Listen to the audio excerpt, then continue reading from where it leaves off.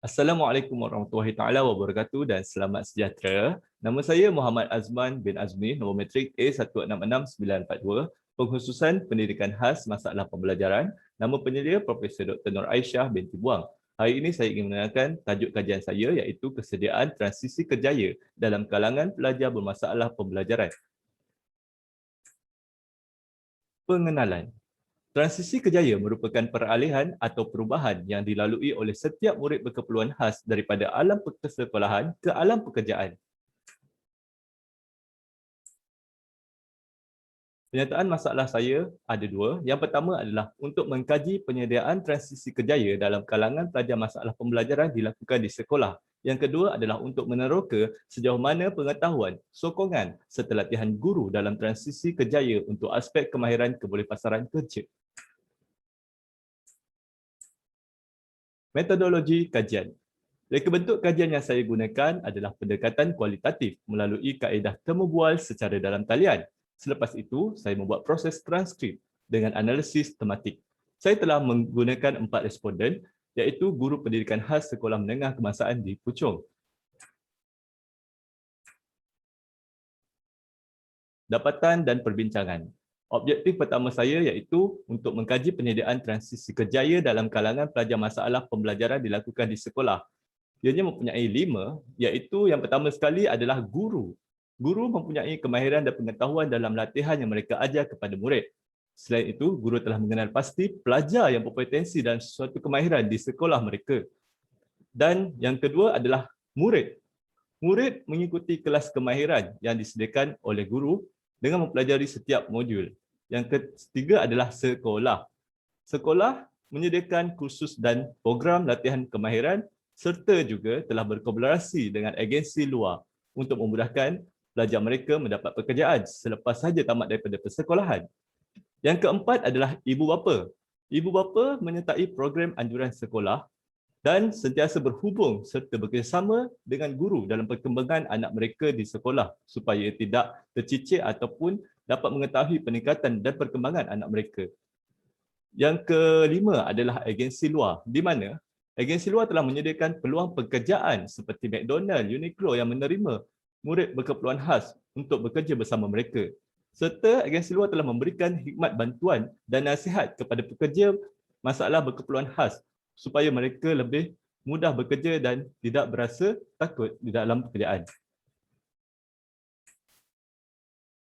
Dapatan dan perbincangan objektif kedua iaitu meneroka sejauh mana pengetahuan, sokongan serta latihan guru dalam transisi kerjaya untuk aspek kemahiran kebolehpasaran kerja.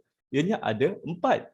Yang pertama adalah murid, di mana murid mempunyai kemahiran dalam sesuatu bidang seperti di sekolah ada kemahiran kelas kemahiran memasak, kelas kemahiran menjahit, kelas kemahiran mencuci kenderaan dan sebagainya.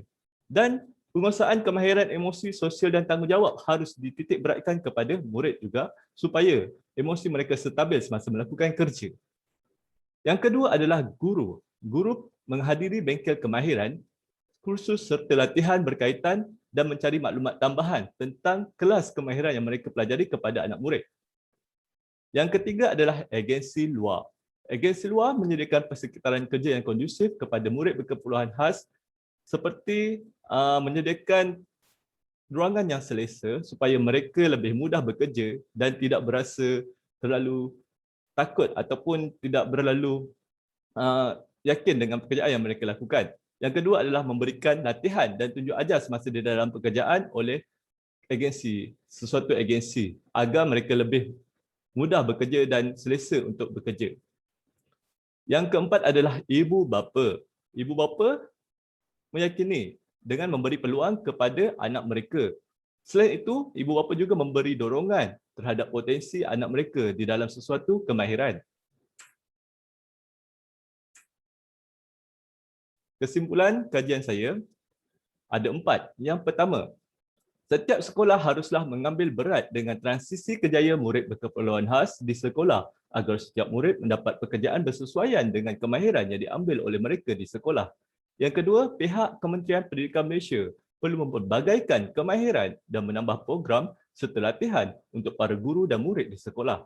Yang ketiga adalah kesedaran usaha sama daripada pelbagai pihak, sama ada sekolah, agensi luar maupun ibu bapa. Yang keempat, masyarakat, khususnya golongan majikan, perlu merubah sikap dengan memberikan fokus kepada keupayaan murid berkeperluan khas dan bukannya kekurangan atau ketidakupayaan mereka bagi membantu memiliki pekerjaan setelah selesai sahaja persekolahan mereka. Sebelum saya menamatkan kajian pembintangan saya telah membuat dan menjalankan bersama dengan Segi University di sekolah semasa saya praktikal dengan usaha sama Segi University, iaitu a transition training program for youth with learning disability. Let's me grow up. Selama 9 minggu. Itu sahaja daripada saya. Sekian. Terima kasih.